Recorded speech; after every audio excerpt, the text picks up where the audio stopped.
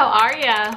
Welcome back to another video. Today I'm talking about something that people might also think is taboo, which is cosmetic surgery. Yes, I have had it. I have had my nose done. Rhinoplasty, nose job, whatever you want to call it. And I have had it done 2 years ago. Actually, funny enough, my wedding anniversary was the 2-year date of my nose job. I didn't realize that until recently, but I got it done on February 2nd. So I've had it for 2 years and like 4 months now. And honestly, I am so happy I did it. Before giving you my experience, I just want to kind of talk about why I did it. I've always been a pretty confident person. That's something that I actually really love about myself. The only thing that I noticed, especially being an actor, I've signed with my first agent when I was 9, so I was on camera a lot, watching myself back a lot, as I was always self-conscious of my nose. I just never really felt like it fit my face, and honestly, my current nose is not that different from my original nose, but I just felt like I wanted a better version of my nose to be more in line with how I felt, to be more confident in myself. But my thing, I don't care if people know, because I really did do it for myself and for my career. So that's why I'm so open to talking about it, because first off, it was the first big purchase I made by myself. I had spent years and years saving up for it, so I'm pretty dang proud that I was able to pay for something like this at age, how old was I? 19? I love it. I love my nose. Like, I could never say that before. I've always loved myself. I've loved my body. God made me a beautiful person inside and out, and I am his creation, and I thank him every day for making me. But people color their hair. People dress up. People do things to heighten their self-confidence, and that was just something I did. I actually had quit my restaurant job when I got it done and decided to go back to that same restaurant job a couple months later, and my coworkers were like, "What's different? Did you dye your hair?" And I was like, "No, I got my nose done." And they were like, "Oh, really?" Just because people aren't used to people being so open about it, but like I said, I'm not ashamed. The first question that people ask a lot is like, are you gonna get other things done? My thing is just personally, I want to look as natural and as subtle as possible. I know that my lips are pretty like lopsided, and in fact people comment all the time. They're like, "That's why you don't get lip injections, look at how botched hers are." In theory, my lips are totally natural. In theory, it would be smart for me to fill out the other half of my lips, but I'm choosing to not, because I like to have a couple quirks in my look, and I think that I look best just choosing one thing to make a change to, because then I still look natural. I'm gonna quickly tell you my experience and the cost of everything. I'm in LA, which is probably one of the epicenters for cosmetic surgery in the world, and my parents, since I was 19 at the time, they were like, "It's your money, it's your face, you can do what you want. Our only thing is it has to be basically this book of like registered doctors that have won specific awards because they've met credentials, I don't know, honestly above my comprehension level.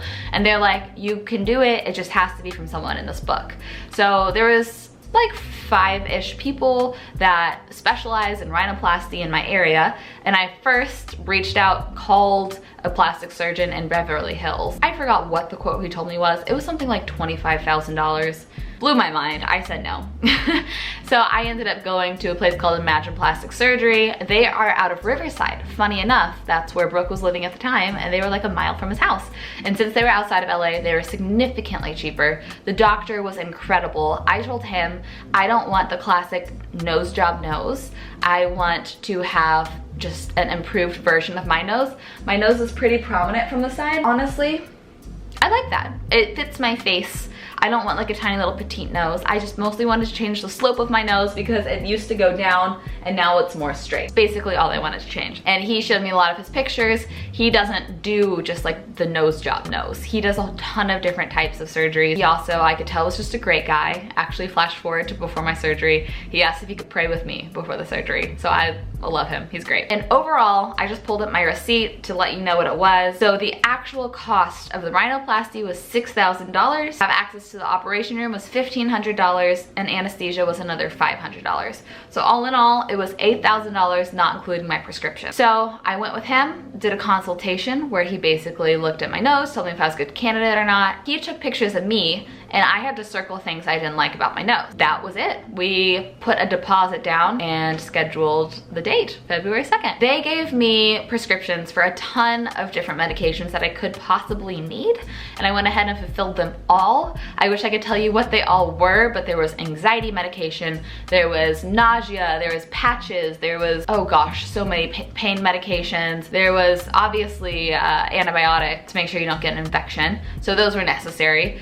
But I did not use any of the other medications. I will get to the pain medication a little bit later in this video. So the actual procedure was honestly so easy. I remember being rolled into the operating room. That's all I remember. I was out. I was gone. I am, I guess the best way to call it is a lightweight. I am such lightweight. I don't drink. I don't put anything in my body. And funny enough, they budgeted 15 or 20 minutes for me to wake up from the surgery, and it took me 3 hours. I remember like kind of barely waking up, and they were like, Michel, the next person is already done with their surgery, so we need this room. So I don't even remember like leaving because they needed the room for the next surgery was done. I don't know how long the surgery took place either. I don't think it was more than 2 hours. I think it was pretty quick. If you want to know how they do a nose surgery, it's kind of gross, but they snip the skin right here, they fold the skin back, they shave down the bone, and then they reattach the skin and they add some stitches. It's kind of gross. So you leave with some stitches underneath. I had got to the hotel. My mom had flown into town to take care of me for a couple days after the surgery.